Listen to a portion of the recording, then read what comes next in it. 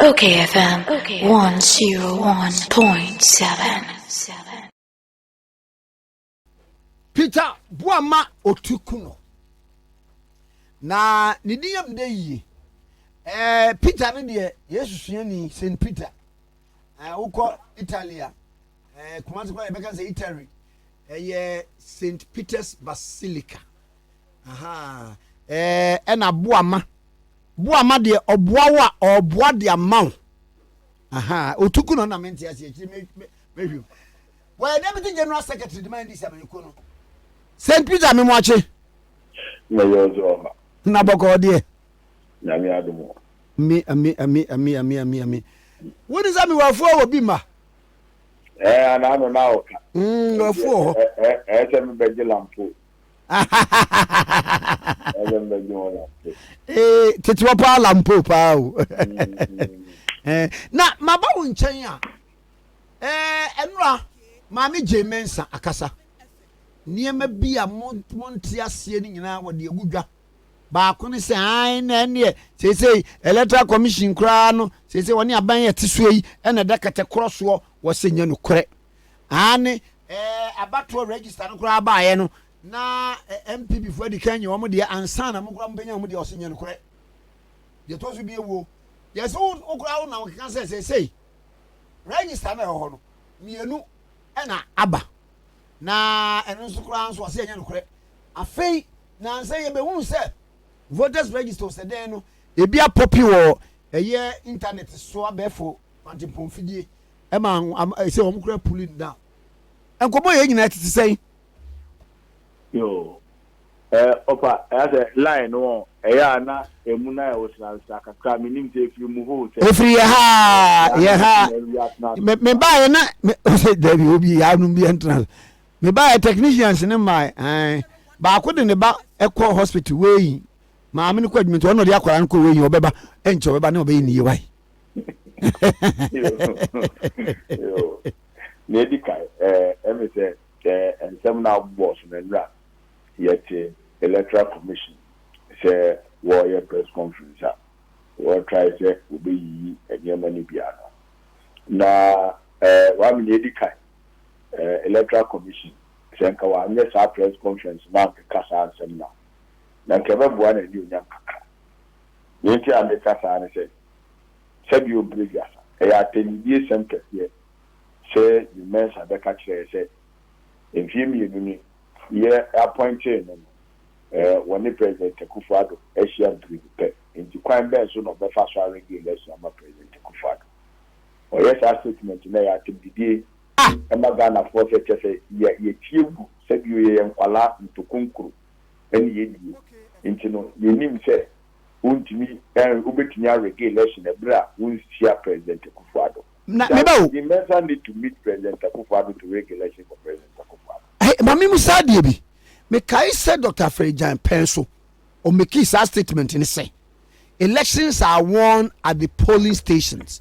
In the polling station na mo akoto aba mo mo to aba ni wie ya kenkan abobo no ho ye wie a ye de akọ collation center akobobo na region no so ansa kan de ye de aba no wono obeda ba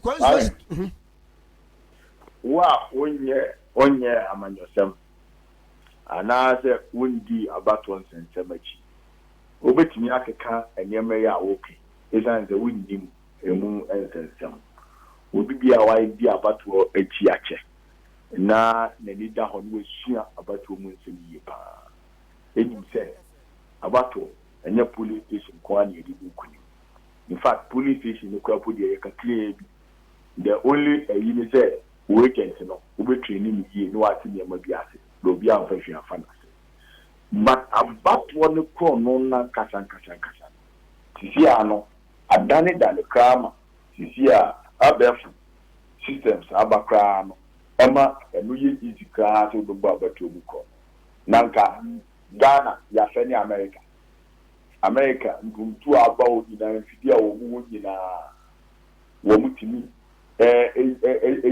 about in fact 2000 every time you about to court me no kata do na Trump on because they are already election now what Ghana has you and the way I no into me election that into me election that you are a joke. You understand? Sa electoral commission adwuma pa wetin aye pa is your bonabaso and he say what every step of the team near my favorite near favorite Angibita wo me kakra men kan generally e kwan be so na aban bi a oteso say MPP NDC PPP PNC e betimi afa so awia abatoɔ mu ama obi na nka me ba wa mate wa na me ba that common year dodo ama wodi bika ebe hwe ho kwan but kan ye wo ni say there mate se wo ko abatwa ni dikai wo ye nhihye emra a ebe government abatwa se wo ye mra no wutimi treaty portal bi won ho a wo be use ne daache wo ye register na wo ye electoral commission no ye register no infidie o be register no wutimi use say infidie no ekra e de rege elections mani yi e say baby wo no ma oni mi say vote stay any be free ho no mo aba no wo say no mo de machine enye papa akọ ho no mo na the engineer register to go na eno no we nipa bibiri free mo there no one other approach. The other approach is say why register na wie no esa wo print ballot papers na wo ko print no e kwa abefa so aye ho hihye enso etimi boa ema wo regi elections ni mani because electoral commission ballot papers printing it mean any comma will be a say you oye MPP election activists how can elections committee ho na wono na ni dia batwa echi pa near the ballot papers are command so corporate so if you want print extra was out in the printing press one ma plate and classified information obetimi ya ma a different place am ma print ballot papers am me no ka information ya picking it o ma print ballot papers bi sa ballot papers no o ma duplicate serial numbers ya agu the original serial number am printing why so ye di die kiri pa in fact be you print no so no the information ni na ama ye ye ni die kiri aye ko ye for ye be follow akusise that ballot papers na be ka dem na uni saa nyema we nyina no ye dwumadi ya electoral commission ena ye so afiase anano ye din krata ko du apa is region na ye din krata haba ne di ba bi ku ho ne se ni se amanyuku bia mfa ne palo beto edana no police commander eso won pene ye free yi for so we the police commander so won pene de enye muja meanwhile aduma no nye police commander aduma so better let's say ye palo kana so we that one try you money na no take me pretty photos ye the regulation na ye eyu pa ni about wonder and she say any fidie ye be bu akwam ye de be ma amanfo amanwato aba officers na wo mo ye adwuma na electoral commission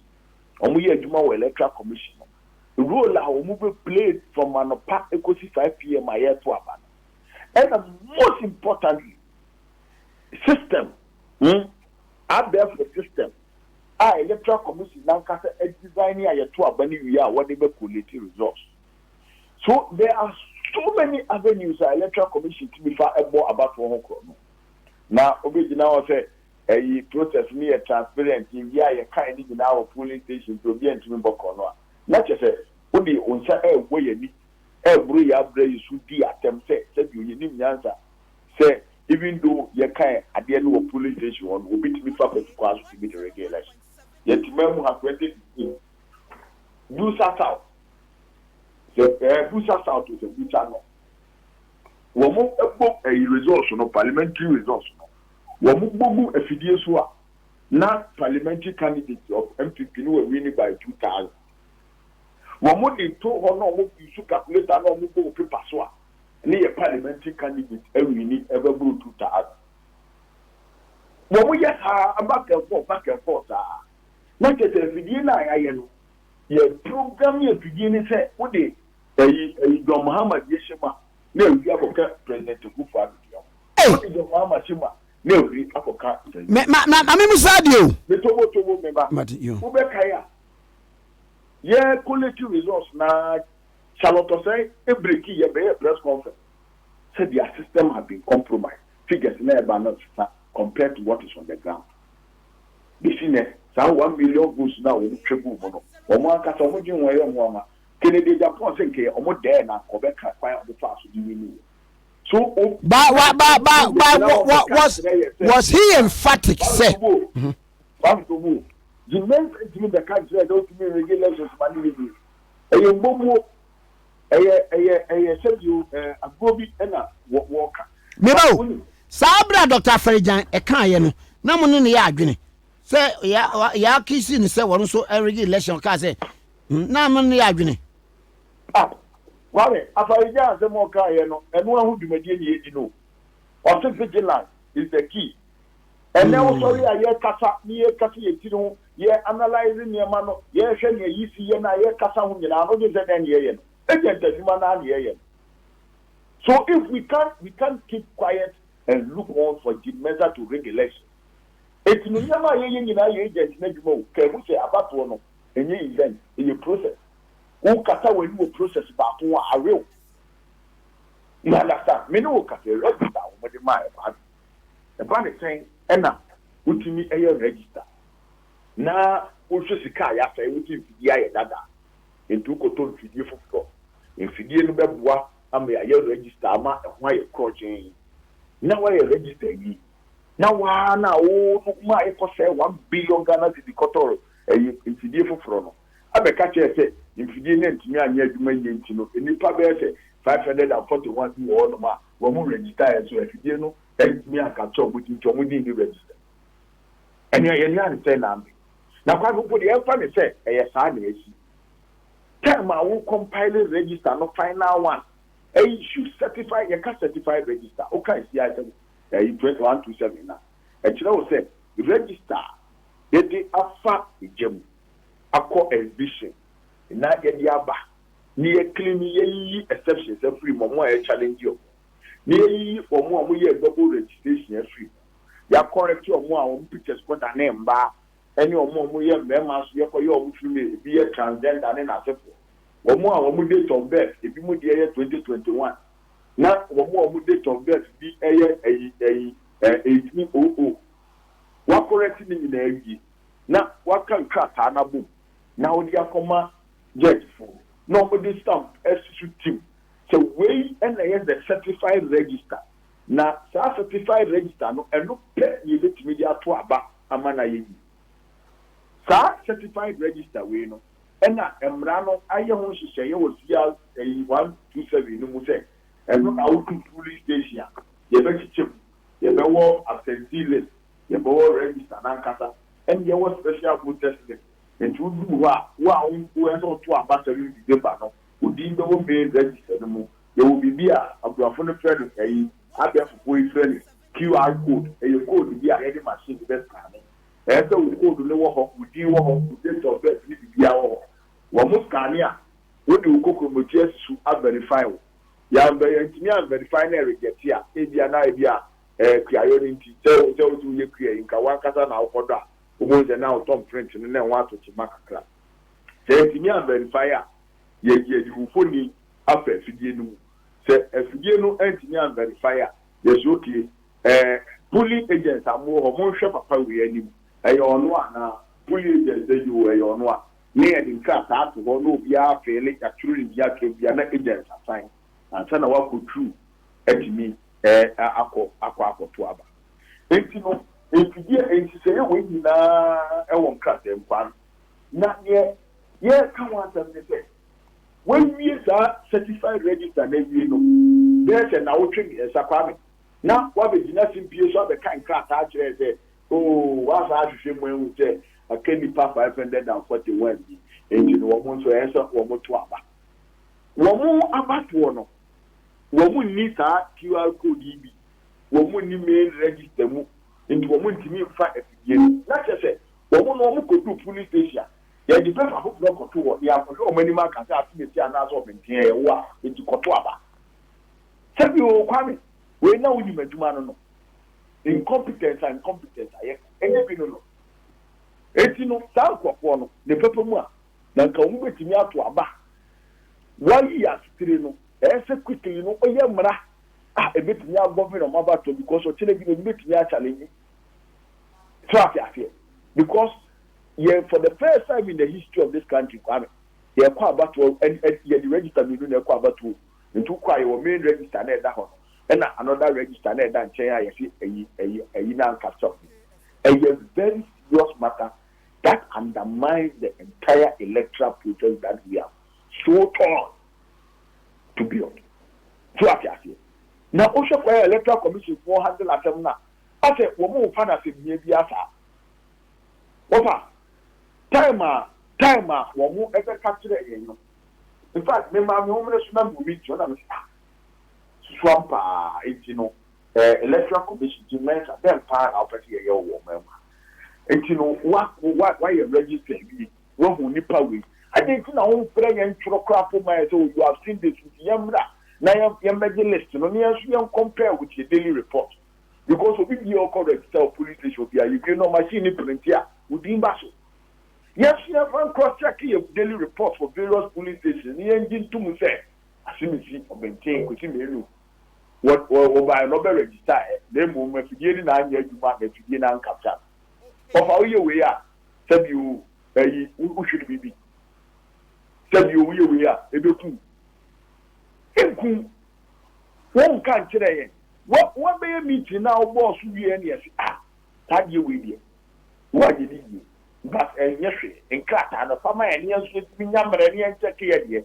over between them ebudin nkata ni timi ba teni pa wodo na wo kan wasem no etimi ba enti amanyuko bi ani menim say odi amaya anoma zo mu de no nche na omunsaka ndi wo ze o kan fear wo mu nkali eya dia eye major issue of no kodanche register no modi ma ye no ya started analyze register na the total special voters no any you say there be what history region omudi wo register no essence was special voters list na special voters no e yo mo a mu say ya abato mere no maso be hye na mo be ye adwuma e na ma apply na ya twemo aba nim e na mo beto aba we electoral commission for the kire yen say wo mu fidie na wo di aba na ye DPD no say mu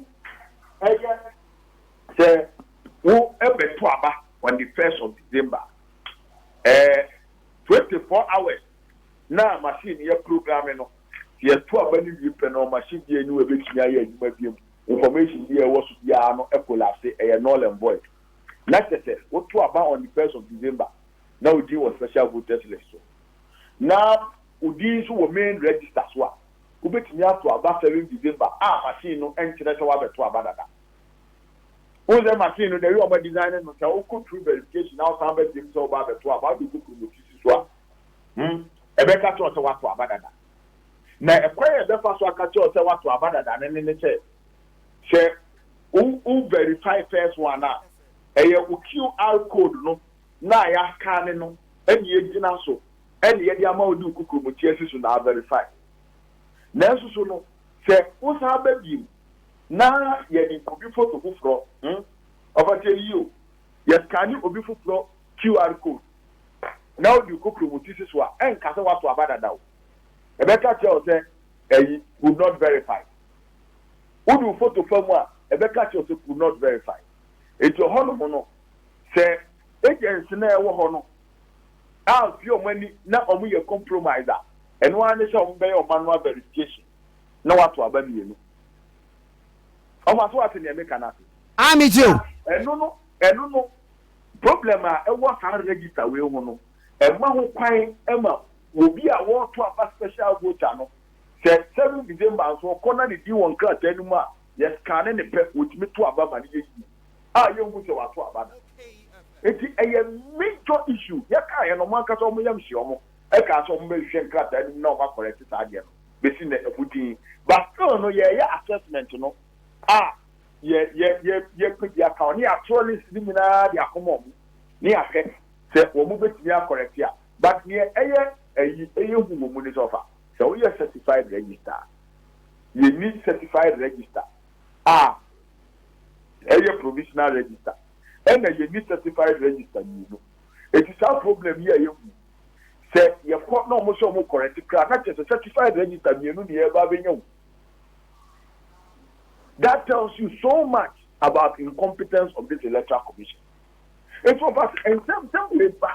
Na ye ka na ebi mu ema ye nka na wo mu follow nsem no hwehwemu ntiase na mo ka so eni tukwa de o ejimesa na mo pe na ye di jimesa ni problem ekwan ya oye ni nyema ne ni wo problem. In fact time wo ayi ye ni different nyema na oye we accuse the hot mo ni ewo you will to be here participate in the program you anko the debate here.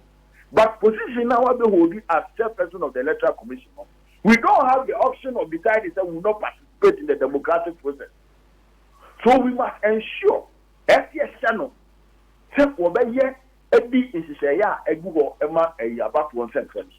that is why we always say we will demand the right thing to be done by the Mensa. Now, money point one Emma Ghana for to me. You kept money kebi. You do one more. You look no one to see no Emma Ghana. Ya chebi ya Nyankopon di mari na edi kai pa ema yenya asumdie wo memfa ye ma di mensa ambeto na se esa say president Akufo-Addo na age say kwan bi aso at all cost etuma no ntimi nyu say wo prega na fu Ghana fu di abide Ghana fu Ghana for person sanu 1% or be free akuna so eno di yes ade ni ntimi ti na over eno nti eni ya fi ye ni pa abua control but in the new sumai eti ni afi ye ni ye dita but process dem na the woji dey say the Ghana for street na ye wo president Mahama ho na ni nyuma pa wo ye betwa mu eni ni nyuma pa wo dey acha ni people's manifesto Ghana for what this so ye betumi edi nkodim na the second coming of president Mahama we to order number 2 of ballot paper etimi edimu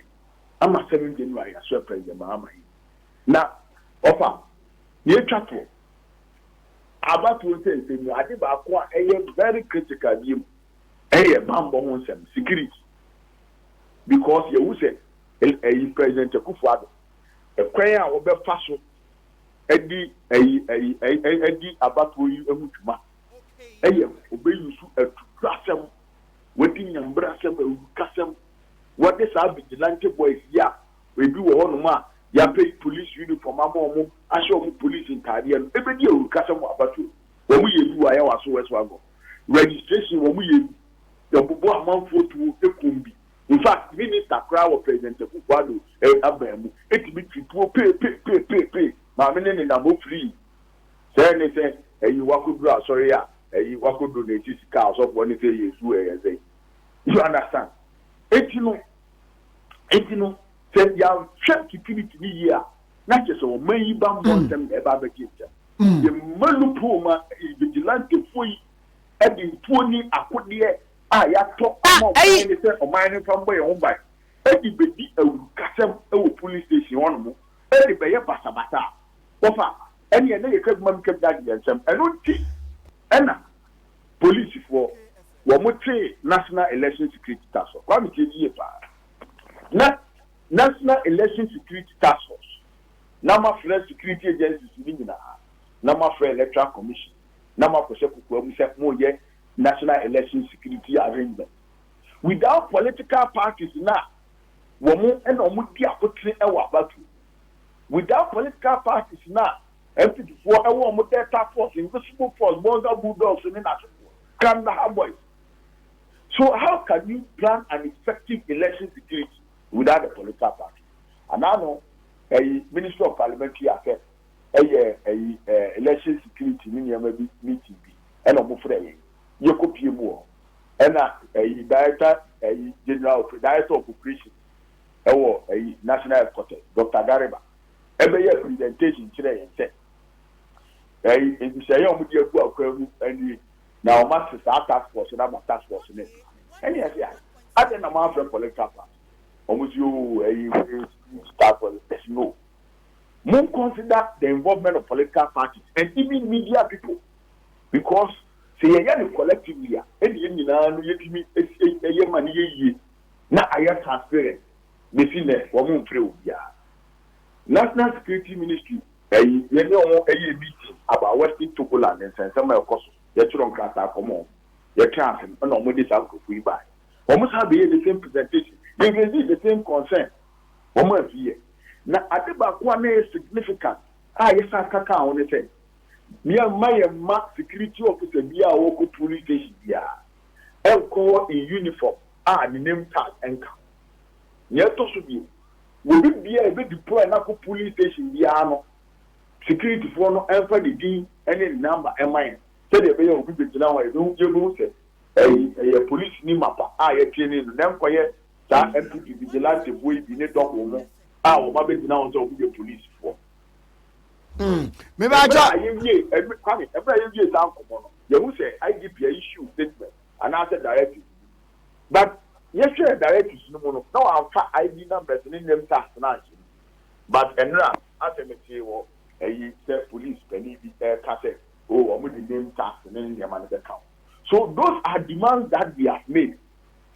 We have a said will be here obey a human being as a security officer must carry a maybe I told you more can you and why the press for the uncle one see one more at the aye so concerns am raising very good. You know, and we near see a precious animal in any to the otherwise, we undermine the entire process. May I say no pay? Well, me try make check for say. You can't pay no. Yanko Pandaroma was told to Ama we have run the most elaborate, non-ostentatious, but for now we can be a elaborate, non-ostentatious, exciting, solid, impeccable campaign ever. We share a best supported and pay not the Mahama. No, a talent. Warrior campaign. 4 a.m. was what that year. We share the kind of a magistra Ghana for air budget the Mamas. Crab yet, Ghana for air train. And okay, ready make if the upper west our bank talk Ghana. I must see there's at 3 o'clock. Not just a mosquito, not one in them as a criba. And okay, me look at the one I'm council. Wobers of a Staffy Eastern region. You break a year thing. Now, if my DNA children in some fire you crown, you more do. You propose manifesto in some woman, you more do. You will give yourself no, and you had 2 hours. Now, put your amu here, now you will, you know, Kwame, a bat one, and you do be a smoothness level. Now we be our wire and against of the property pass when we are about to Ghana for anything will be done. Say electoral commission. So why on here now being so big we are about to one. Said you're running the kind. The Mensa, or you Christ with me, but near what you did in an and try waiting in our at the moment said or said that you young coupon visa. 18 so did this that won't be about to Numa. And yet, you're all this young and near call Antoine, near Cohet. Ni Mbodia, ni Huse, about one aircon. We be a project, 1 year so the Biba president because we are was it what Munya de Mumodia? Oh, just a Bodia. Will be a woody Peter. What would he need Peter? Diabo, I make us and yes, I be a Christo di pa, I Christo di pa.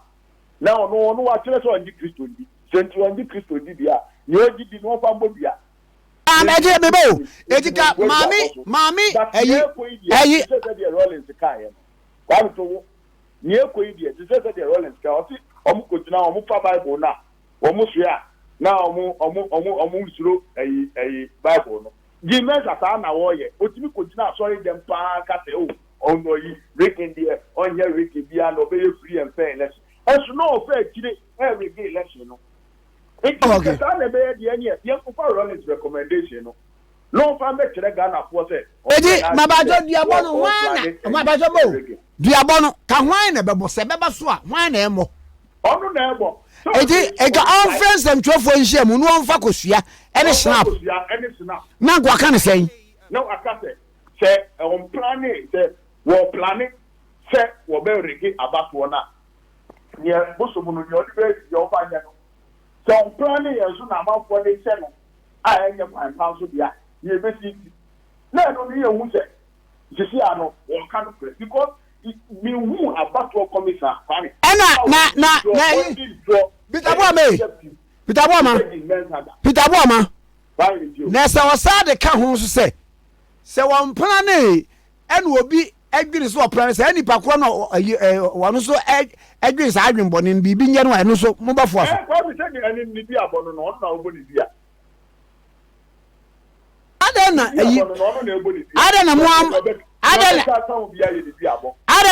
mo bi David eno no se de me maka no me Kristoni eti me kusa amanya akopon because they be tell you wo ye no wo ye ya na ma me so Kristoni na so obegina sorry dem no ye Kristoni no be din through their family kenya menya ade e ti so obi o ye Kristoni bia se so okay eno ti na make up so okay no ye Kristoni no obegina sorry dem be din through their any on ko fa Rollins option no na onko bobia ye nyine wo se wabobia na eno no eboso mbe na konfambo na kwa me dem se bia wo prescribe bibia ma no a ai ko na se eboso mebre wo a wo di family kini yogurt anu no sisa me boso mu no me ni mu me di eri jankopon na wono ye o ye di ti na me say ene the ben sadia ene on fa Rollins option no na se ko ko basse na won dim to ma ni dey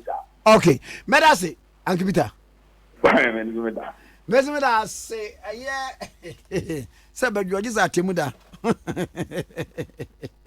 okay 101.7 so in Okay FM 101.7